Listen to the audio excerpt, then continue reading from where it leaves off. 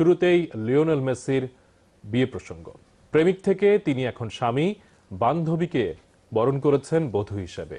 তার 2 সন্তানের মা আন্তোলিও রোকুজ্জোকে বিবাহ বন্ধনে আবদ্ধ করলেন লিওনেল মেসি। বাংলাদেশ সময় ভোর 4টায় মেসির জন্মস্থান আর্জেন্টিনার রোজারিও শহরে হয় বিয়ের মূল অনুষ্ঠান।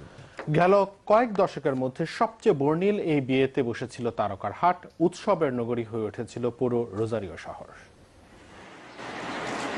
ফুটবলের রাজপুত্র মেসির বিয়ে বলে কথা, তাই তো সারা বিশ্বের কোটি কোটি মেসি ভক্ত অধীর আগ্রহে বসেছিলেন এই মাহেন্দ্রক্ষণের জন্য। আর তাদের কাছে সেই সংবাদ পৌঁছে দিতে সারা বিশ্ব থেকে সুযোগ পাওয়া 160 গণমাধ্যম কর্মীও ছিল সদা প্রস্তুত।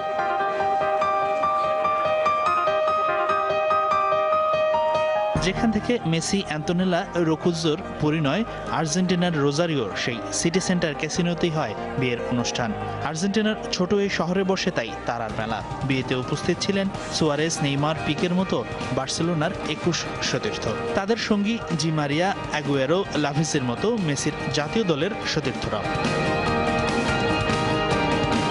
সেই সাথে জাভি, পুয়োল, ফেব্রিগাসের মতো ঘনিষ্ঠ বন্ধুরাও উপস্থিত ছিলেন বিয়েতে।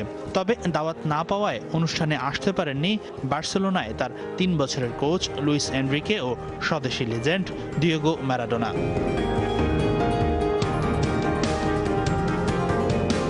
আর্জেন্টাইন সময় সন্ধ্যা 7টা আর বাংলাদেশ সময় ভোর 4টায় আসে সেই মাহেন্দ্রক্ষণ। ধর্মীয় রীতি মেনে 2 সন্তান থিয়াগো ও মাতেও সহ 260 অতিথির সামনে বিবাহ বন্ধনে আবদ্ধ হন মেসি। সব আনুষ্ঠানিকতা সেরে রেড কার্পেটে হাজির হন মেসি দম্পতি। সাদা কালো পোশাকে বিয়ের পিঁড়িতে হাজির হয়েছিলেন মেসি রোকুজ্জো জুটি।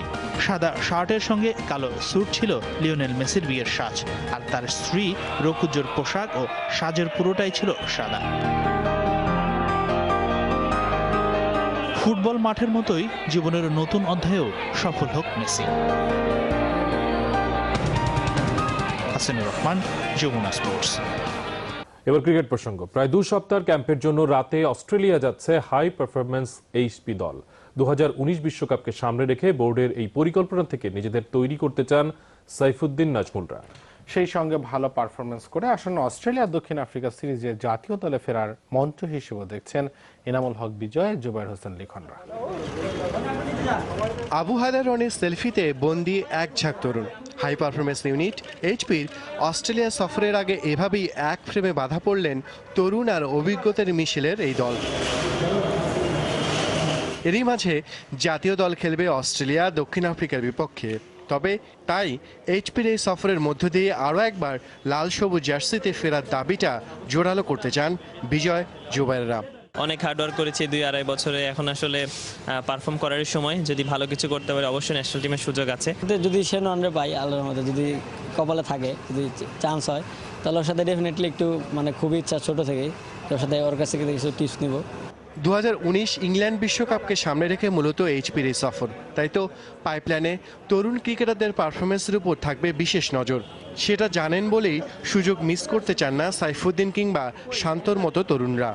বড় টিমের সাথে খেলা বা বড় দেশে ট্যুর করা, এরকম মাটিতে প্র্যাকটিস করা বা ম্যাচ খেলা অনেক বড় একটা অপরচুনিটি।